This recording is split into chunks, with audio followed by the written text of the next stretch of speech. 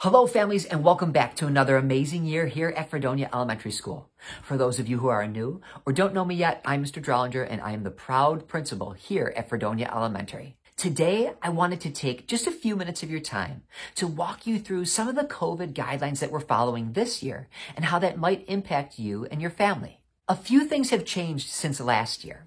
If you recall, last year, we followed guidance that said we needed 6 feet of distance in between each student.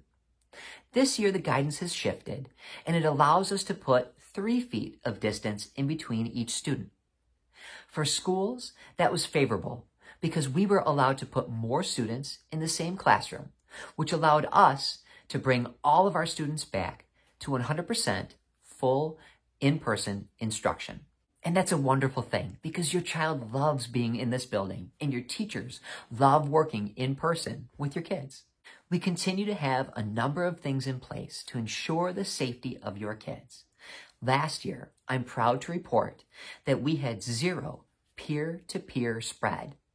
That meant that the health and safety procedures that we had in place worked. So today, let's look at some of the things that are new this year and some of the things that we're doing to help ensure that your students stay in school as much as safely as possible.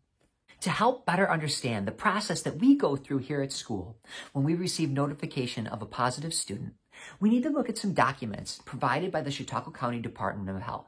I've linked those documents below. The first thing we need to understand is how the county defines a close contact, because close contacts are then put into a potential quarantine. Let's look at the definition together of a close contact. It reads, outside of the classroom, close contacts are individuals who are within 6 feet of an infected person, regardless of mask use, for 15 minutes or more over a 24-hour period. So what that means is if you are wearing a mask or not, and you're outside of the classroom, and if you're within a positive person for 15 minutes or more inside of a 6-foot distance, you will be considered a close contact and therefore put into a 10-day quarantine. The guidance has shifted this year for students in a classroom. And this is something that's very helpful to keep our kids in the building. I want to read for you the definition of a close contact in the school setting. It reads, if universal masking is used indoors of K-12 classrooms, students who are exposed to an infected person are exempt from quarantine. So what this does is this added value to wearing masks. Last year, the guidance said you would be considered a close contact regardless of mask wearing or not. However, this year, if we have masks on all of our students all day, that exempts them from the close contact status, and therefore, they won't be placed into quarantine. We are well aware that it's unrealistic for a student to leave their mask on all day. Students need to eat, they need to drink, and they need to take mask breaks. But I want to walk you through some of the practices that we've put in place this year at Fredonia Elementary to ensure that we are safely quarantining as few students as possible. So let's take a look at one of the most common times when students will have their masks off. It's when they're eating in the cafeteria. Come on to the board. So here we go, the cafeteria. What you're looking at here is one of our cafeteria tables. All of our tables are circles with 8 seats, and they're affixed in place. This year, we've reduced the amount of students that sit at each table by about 50%. That means each table has either 4 or 5 students. At the tables, the students will arrive with their masks on, and then they take them off so they can eat and drink as needed. Now, according to our document from the Chautauqua County Department of Health, these students are inside of 6 feet without masks on.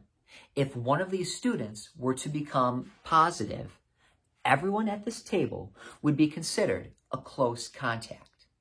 Now, we're doing a couple things in the cafeteria to make sure that we don't need to contact trace more than just the friends that sit at the same table. You see, each table is then spaced greater than 6 feet apart. So this year, instead of a cohort of students being an entire classroom, A cohort of students are the friends that just sit at the same classroom table. So our goal is that if we have a positive case at Fredonia Elementary this year, the only students we will need to quarantine, in theory, will be the students that sit together at the lunch table. And once students are done eating their lunch, they put their mask back on, they take their trays to the trash, and then they return to their classrooms with their mask on.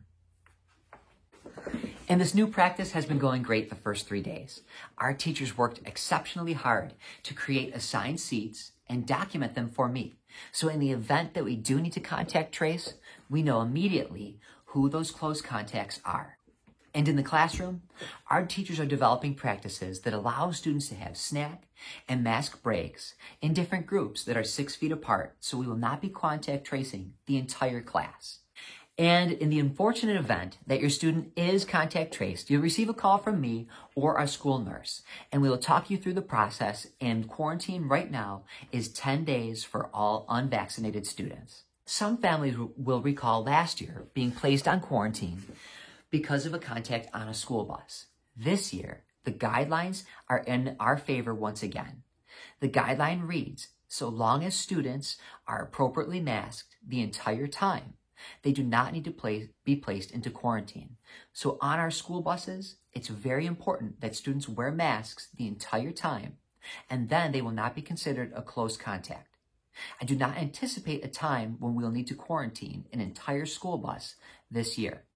As you may or may not know, these guidelines change throughout the year, so it's hard to keep on top of them, but I'll do my best to communicate with you clearly and effectively the changes and things we have in place to keep your children safe. Thank you so much for your time, and please feel free to reach out to me directly to talk about the things we're doing here at Fredonia Elementary, or you can contact Chautauqua County Department of Health to talk about their definitions of close contact and quarantining. I hope you have a great year, and I thank you for your time.